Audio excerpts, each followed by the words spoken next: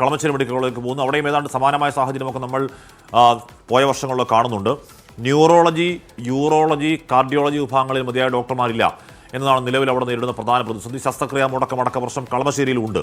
ആൻമരിയ സണ്ണിയാണ് ആ വാർത്തയുടെ വിവരങ്ങളുമായി ചേരുന്നത്. ആൻമരിയ, ഒരു കുറച്ച് വർഷങ്ങൾക്ക് മുൻപ്, ഒരു 8-9 വർഷങ്ങൾക്ക് മുൻപ് കോടികൾ, 1-2 കോടി രൂപ മുടക്കി അവിടെ ഉപകരണങ്ങളൊക്കെ വാങ്ങിയൊക്കെ വെച്ചതാണ്. അപ്പോൾ ഈ ശസ്ത്രക്രിയ മുടങ്ങുന്നതിൽ ഉപകരണ പ്രശ്നമുണ്ടോ ആൻമരിയ?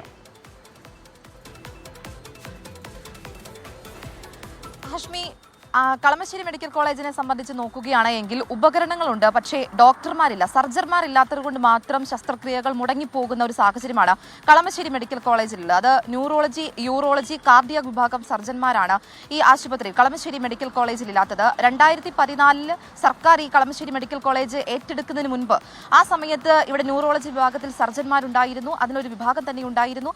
ആശുപത്രിയിൽ ശസ്ത്രക്രിയകൾ നടക്കുന്നുണ്ടായിരുന്നു. പക്ഷേ 2014 ശേഷം സർക്കാർ ഇത് ഏറ്റെടുത്തതിന് ശേഷം ഏകദേശം ഒരു 2 കോടി മുതൽ മുടക്കിയിട്ടാണ് ഇതിനാവശ്യമായിട്ടുള്ള, അത് പല വിഭാഗങ്ങളിലുള്ള ശസ്ത്രക്രിയയ്ക്ക് വേണ്ടിയിട്ടുള്ള ഉപകരണങ്ങൾ കളമശ്ശേരി മെഡിക്കൽ കോളേജിലേക്ക് വാങ്ങിച്ചിരുന്നത്. പക്ഷേ അതിനുശേഷം ഉണ്ടായ ഏറ്റവും പ്രധാനപ്പെട്ട പ്രശ്നം എന്ന് പറയുന്നത് ഉപകരണങ്ങൾ ഉണ്ടായിട്ടും സർജന്മാരില്ലാത്തത് കൊണ്ട് മാത്രം ഈ 3 വിഭാഗങ്ങളിലും, ന്യൂറോളജി, യൂറോളജി, കാർഡിയക് വിഭാഗങ്ങളിൽ ഓപ്പറേഷനുകൾ, അതായത് ശസ്ത്രക്രിയകൾ നടക്കുന്നില്ല.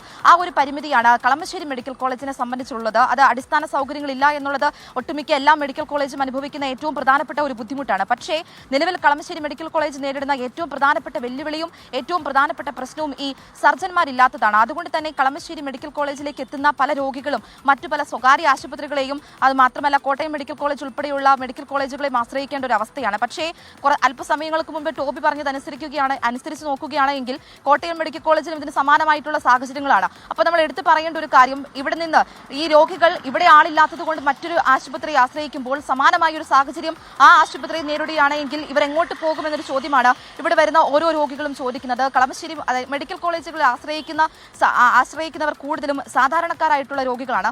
അവർ ചോദിക്കുന്നത് ഞങ്ങൾ എവിടേക്ക് പോകും എന്നുള്ളൊരു ചോദ്യമാണ് അവർ ചോദിക്കുന്നത്. അത് തന്നെയാണ് ഇവിടെയും പറയേണ്ടത്.